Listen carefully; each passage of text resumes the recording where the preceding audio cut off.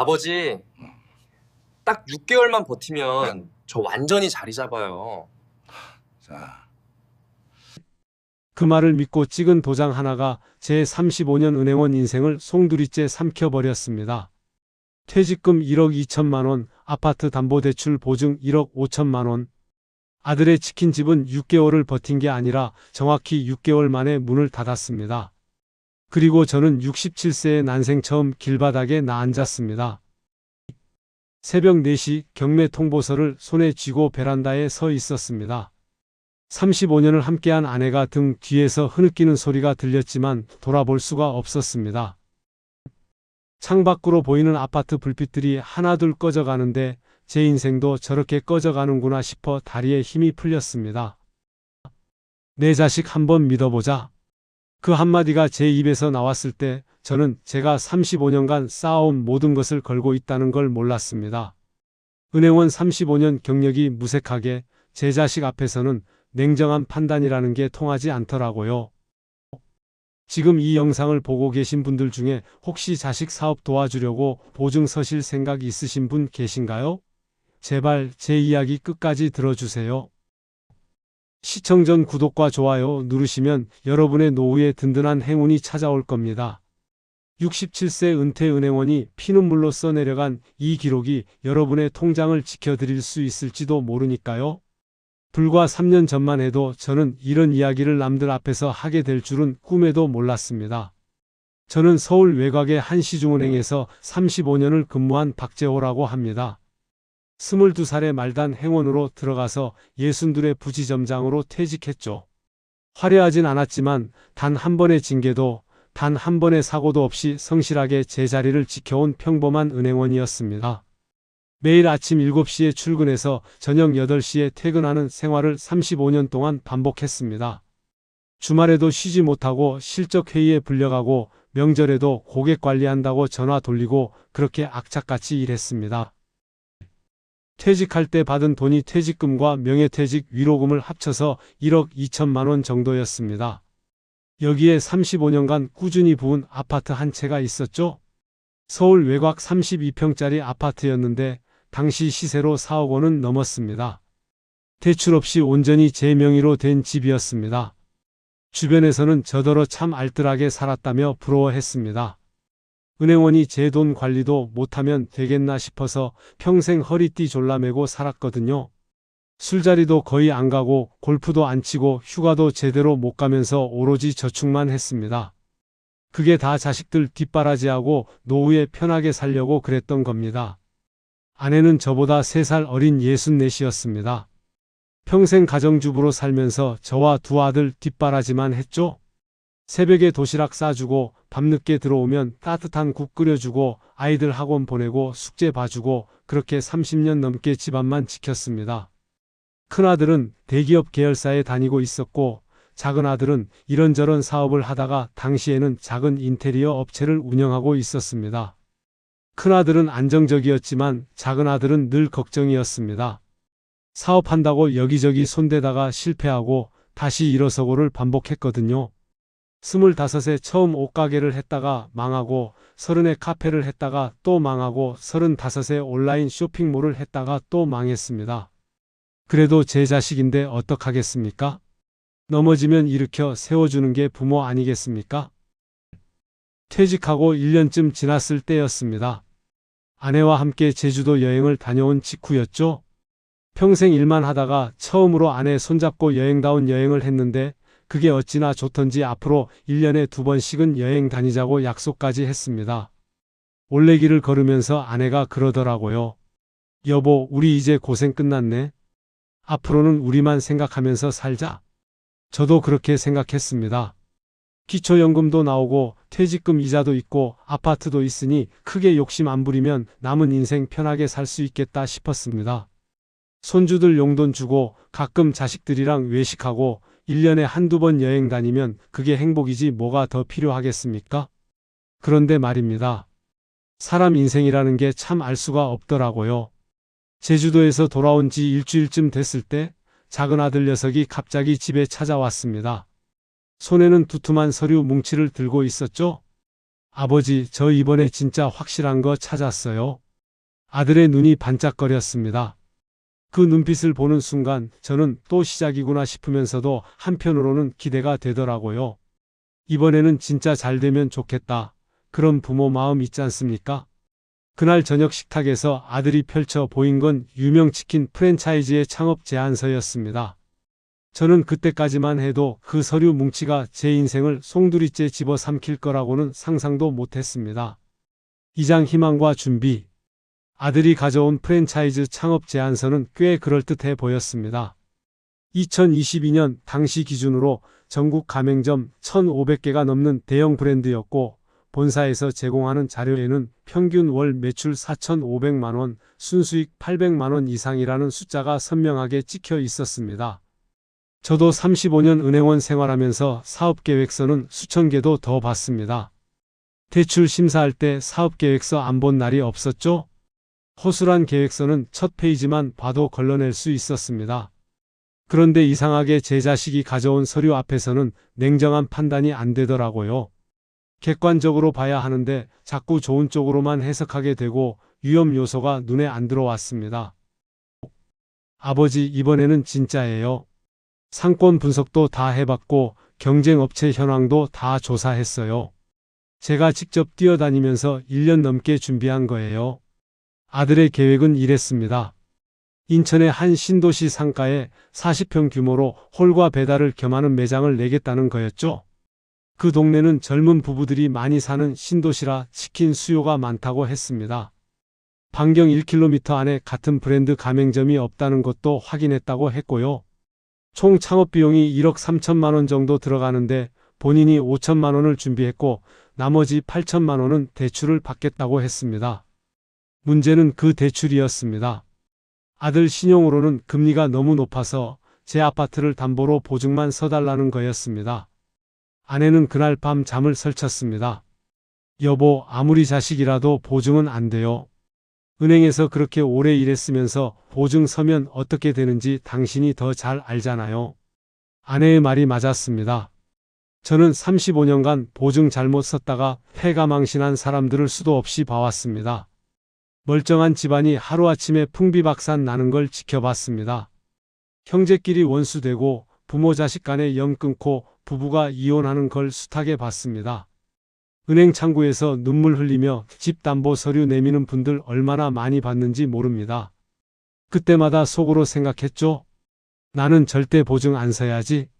아무리 가까운 사람이라도 보증만큼은 안 돼. 그런데 말입니다. 막상 제 자식 앞에 서니까 그 모든 경험이 다 소용없더라고요. 아버지, 딱 6개월만요. 6개월만 버티면 저 완전히 자리 잡아요. 그때 다 갚을게요. 아버지한테 절대 피해 안 드려요. 아들의 그 간절한 눈빛을 외면할 수가 없었습니다. 작은 아들은 어릴 때부터 유난히 정이 많은 녀석이었습니다.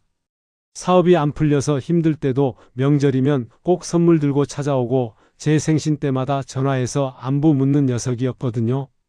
큰아들은 잘 살지만 1년에 얼굴 보기도 힘든데 작은 아들은 뭔가 있을 때마다 제일 먼저 달려왔습니다. 제가 허리 아프다고 하면 파스 사들고 오고 아내 생일이면 꽃다발 들고 찾아오고 그런 녀석이었습니다. 2022년 11월 저는 아파트를 담보로 1억 5천만 원의 연대보증을 섰습니다. 8천만 원은 아들 가게 창업비용으로 나머지 7천만 원은 초기 운영자금으로 쓰기로 했죠. 거기에 제 퇴직금에서 3천만 원을 더 보태줬습니다. 사업 초반에 현금 여유가 있어야 마음 편하게 장사할 수 있다는 은행원의 본능이었습니다. 인감도장을 찍는 순간 손이 떨렸습니다. 하지만 저는 그 떨림을 설렘이라고 착각했습니다. 내 자식이 드디어 제대로 된 사업을 하는구나. 이번에는 성공하겠구나. 그 착각이 제 노후를 통째로 날려버릴 줄은 그때는 정말 몰랐습니다. 은행 나오면서 아들이 제 손을 꽉 잡으며 그러더라고요. 아버지, 정말 감사해요. 꼭 성공해서 보답할게요. 그 말을 듣는데 가슴이 뭉클했습니다. 이게 바로 부모 노릇이구나 싶었습니다. 3장 달콤한 성공. 2023년 1월 아들의 치킨집이 드디어 문을 열었습니다. 인천 신도시의 대로변 1층 상가 40평 규모의 번듯한 매장이었죠.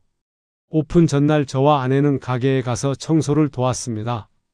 반짝반짝 빛나는 주방 시설과 깔끔하게 정돈된 홀 좌석을 보면서 아내가 제 손을 꼭 잡으며 그러더라고요. 여보, 우리 막내 이번엔 될 것 같아. 그쵸? 저도 같은 생각이었습니다. 이번엔 다르다고, 이번엔 진짜 될 거라고 믿었습니다. 가게 간판에 불이 들어오는 걸 보면서 가슴이 벅찼습니다. 내 자식이 저 간판 아래서 사장으로 일하는구나, 내 돈이 저렇게 빛나는구나 싶었습니다. 오픈 첫날 본사에서 이벤트를 지원해줬습니다. 배달앱에 쿠폰도 뿌리고 근처 아파트 단지에 전단지도 돌렸죠. 첫날 매출이 87만 원이 나왔습니다. 아들이 전화해서 흥분한 목소리로 아버지 대박이에요 라고 외쳤을 때 저는 은행원 35년 인생에서 처음으로 투자의 짜릿함이라는 걸 맛봤습니다. 남의 사업 심사만 하다가 처음으로 내 돈이 들어간 사업이 잘 되는 걸 보니까 그 기분이 이루 말할 수 없더라고요. 일주일이 지나자 매출은 하루 120만 원을 넘기기 시작했습니다. 배달 주문이 폭주해서 아들 부부만으로는 감당이 안 돼 아르바이트생을 2명이나 뽑았다고 하더군요. 한 달이 지났을 때 총 매출이 3,200만 원을 찍었습니다. 본사 자료에 나온 평균 매출을 훌쩍 넘긴 겁니다.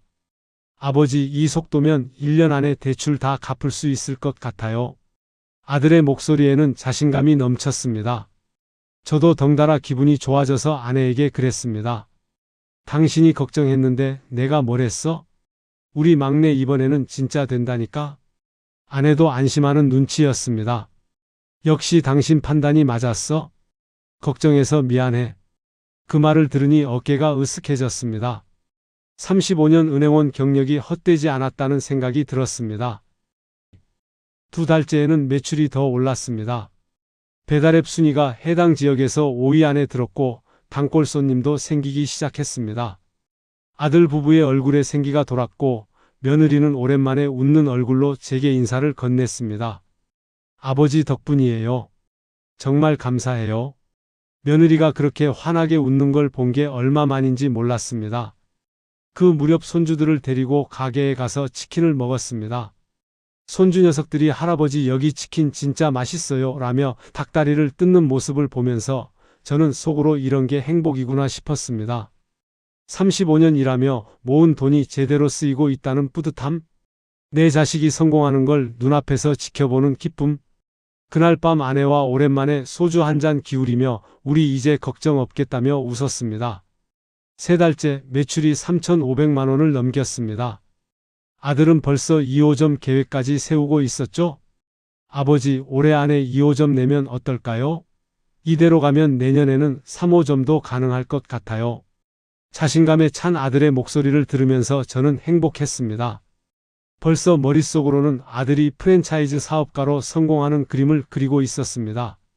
내 아들이 치킨집 여러 개 운영하는 사장님이 되면 얼마나 좋을까?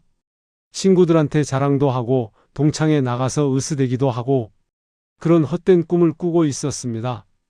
그때까지만 해도요. 제가 그 행복이 정확히 3개월짜리 신기루였다는 걸 알았더라면 저는 절대로 그렇게 마음 놓고 웃지 못했을 겁니다. 사장 위기의 조짐. 4달째 접어들면서 이상한 징조가 나타나기 시작했습니다. 아들의 전화가 뜸해졌습니다. 예전에는 이틀에 한 번씩 매출 자랑을 했는데 어느 순간부터 제가 먼저 전화해야 겨우 받더라고요. 요즘 장사 어떠냐고 물으면 뭐 그냥 그래요라는 짧은 대답만 돌아왔습니다. 목소리에 힘이 없었습니다. 예전에 그 자신감 넘치던 목소리가 아니었습니다.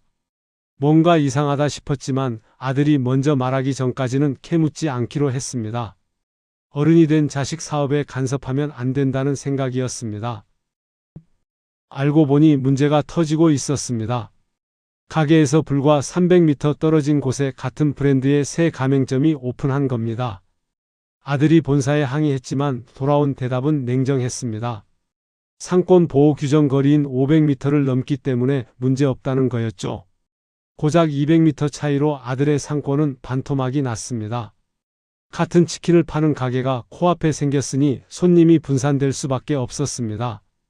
게다가 새로 생긴 가맹점은 오픈 이벤트로 할인 공세를 펼쳤습니다. 아들 가게 단골들까지 새 가게로 빠져나갔습니다. 그뿐만이 아니었습니다. 배달앱 수수료가 문제였습니다. 2023년 당시 배달의 민족 기준으로 중개 수수료가 6.8%의 결제 수수료, 배달비, 광고비까지 합치면 실제로 매출의 30%가 넘게 빠져나갔습니다. 거기에 쿠폰이나 할인 행사를 하면 35%까지 올라갔죠. 18,000원짜리 치킨을 팔아도 실제로 손에 쥐는 건 12,000원이 채 안 됐습니다. 재료비와 인건비를 빼면 남는 게 거의 없었습니다. 처음에는 매출이 좋으니까 수수료가 많이 나가도 괜찮았는데 매출이 줄어드니까 그 수수료가 치명타가 됐습니다. 아버지, 이번 달은 좀 힘들었어요. 근데 괜찮아요. 곧 성수기 오잖아요. 아들의 목소리에서 예전의 자신감은 사라지고 없었습니다.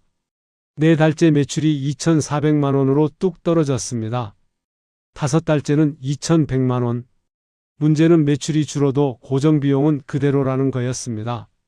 월세 420만 원, 인건비 480만 원, 재료비, 공과금, 본사 로열티, 대출이자까지. 매달 최소 1,800만 원은 나가는데 순수익은 200만 원도 안 되기 시작했습니다. 200만 원으로는 아들 부부 생활비도 안 나왔습니다. 아내가 불안해하기 시작했습니다.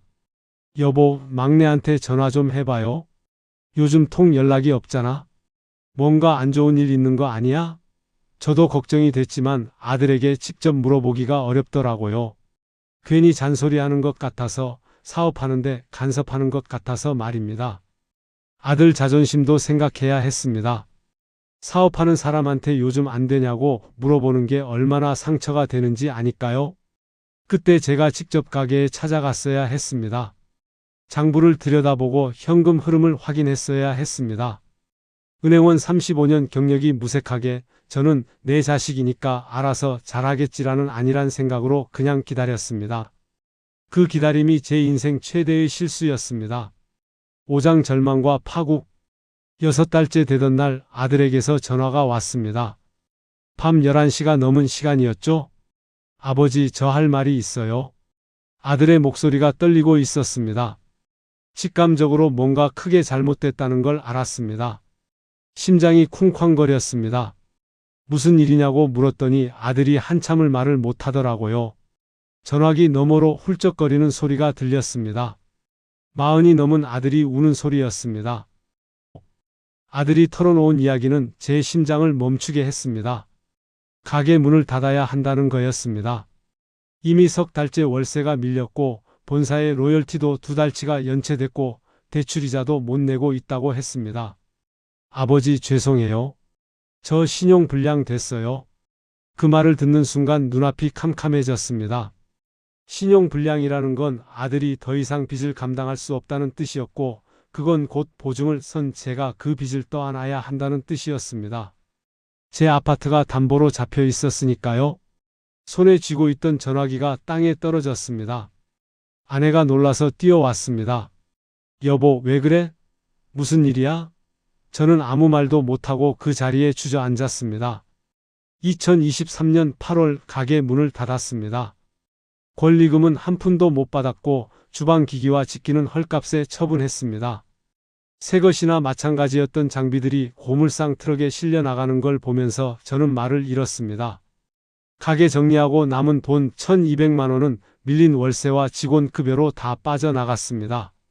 총 창업비용 1억 3천만 원에 운영자금 7천만 원, 거기에 제가 보태준 3천만 원까지.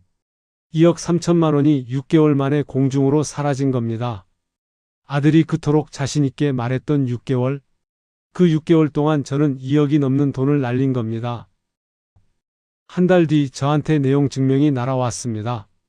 아들 대신 대출금 1억 5천만 원을 갚으라는 은행의 독촉장이었습니다. 저는 갚을 돈이 없었습니다.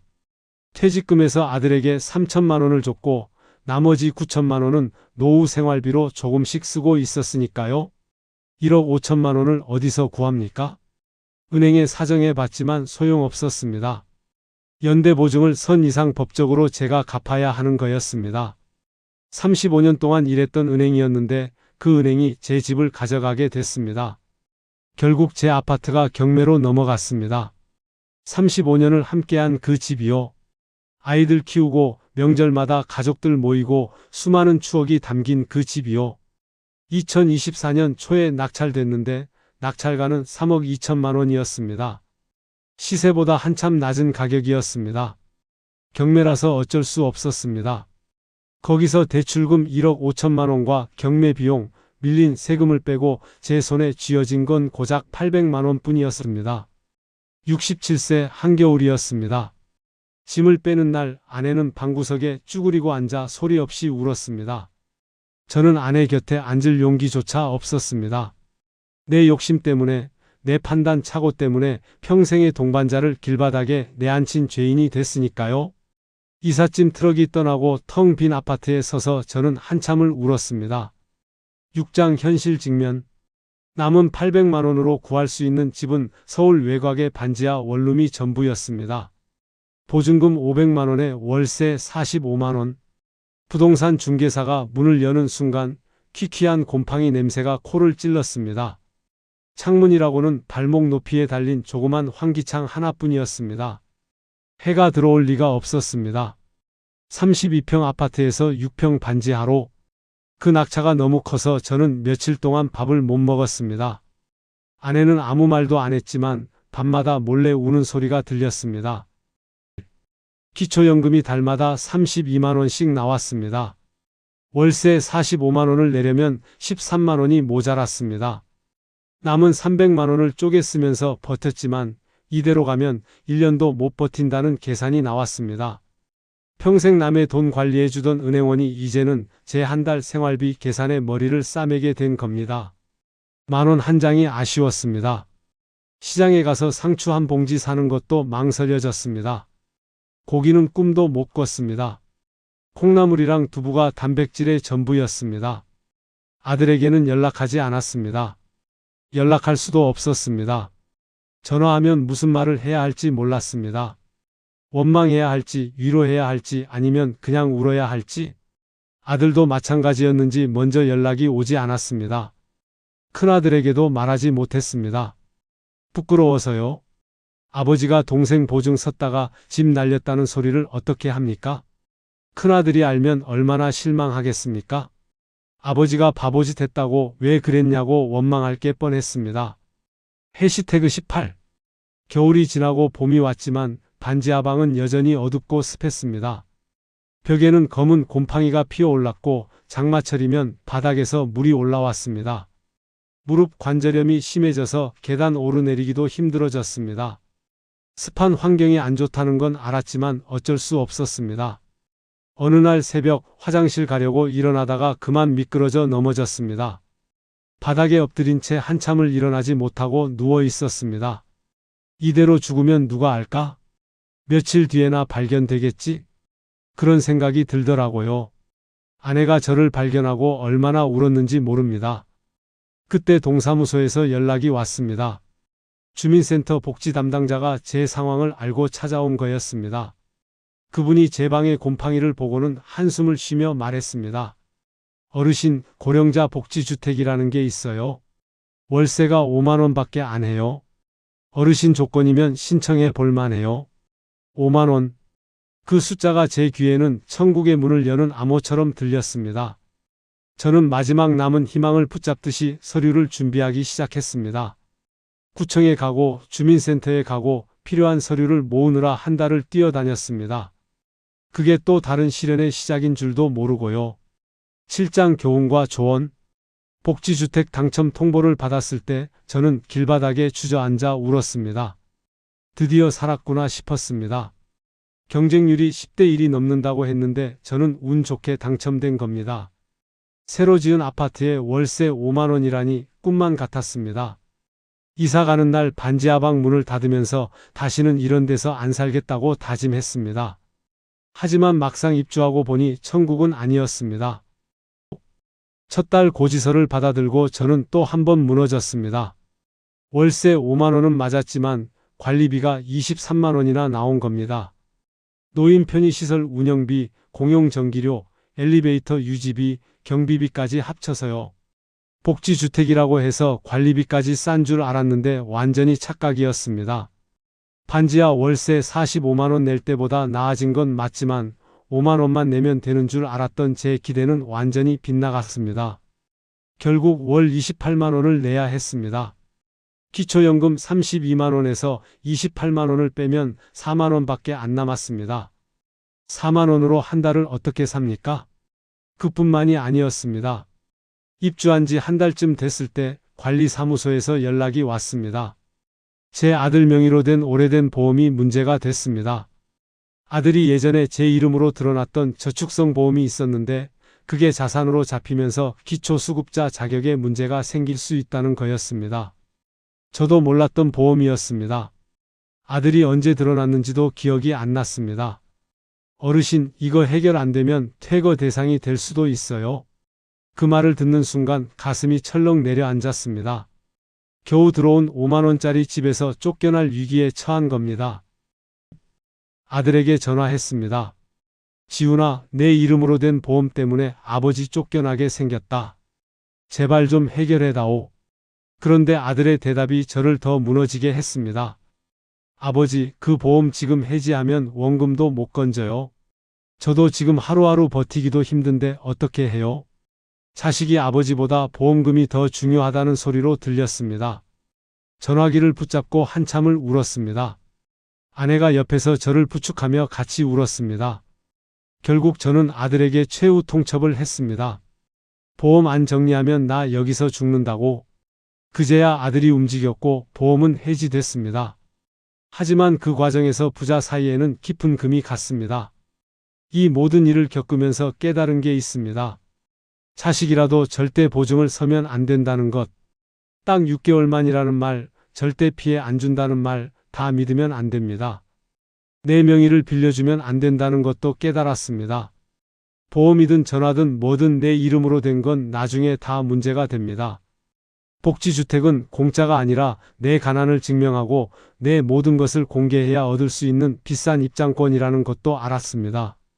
67년을 살아서야 비로소 깨달은 진실이었습니다. 8장 마무리 메시지. 지금 저는 복지주택 단지에서 노인 일자리 사업으로 청소를 하고 있습니다. 아침 9시부터 12시까지 3시간 아파트 화단과 복도를 청소합니다. 한 달에 60만 원 조금 넘게 받죠?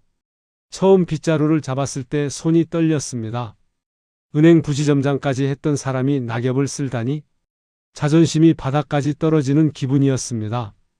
혹시 아는 사람이라도 볼까봐 고개를 푹 숙이고 일했습니다. 기초연금 32만 원에 일자리 수당 60만 원 합쳐서 92만 원 정도 됩니다. 거기서 관리비 23만 원 내고 월세 5만 원 내고 약값하고 식비 빼면 딱 10만 원 정도 남습니다. 넉넉하진 않지만 누구한테 손 벌리지 않고 당당하게 삽니다. 처음에는 부끄러웠습니다. 그런데 막상 해보니까요. 땀 흘리며 일하면 밤에 잠이 잘 옵니다. 반지하에서 뒤척이며 잠 못 이루던 때보다 훨씬 낫습니다. 이웃 어르신들이 고생한다고 물 한 잔씩 건네줄 때 제가 이 단지의 일원이 된 것 같아서 마음이 따뜻해집니다. 수고하세요라는 말 한마디에 하루가 버틸만해집니다. 아들과는 지금도 서먹합니다. 명절에 한 번씩 전화가 오지만 예전처럼 웃으면서 이야기하지는 못합니다. 원망하지 않는다고 하면 거짓말이겠죠? 밤에 잠이 안 올 때면 그때 왜 보증을 섰을까 후회가 밀려옵니다. 하지만 미워하지는 않으려고 합니다. 그 아이도 나름대로 고생하고 있을 테니까요. 사업 실패하고 신용불량되고 아버지 집까지 날린 죄책감으로 얼마나 힘들겠습니까? 저도 힘들지만 아들도 힘든 거 압니다. 오늘 제 이야기를 끝까지 들어주신 분들께 당부드립니다. 자식이 아무리 간절하게 부탁해도 보증만큼은 서지 마세요.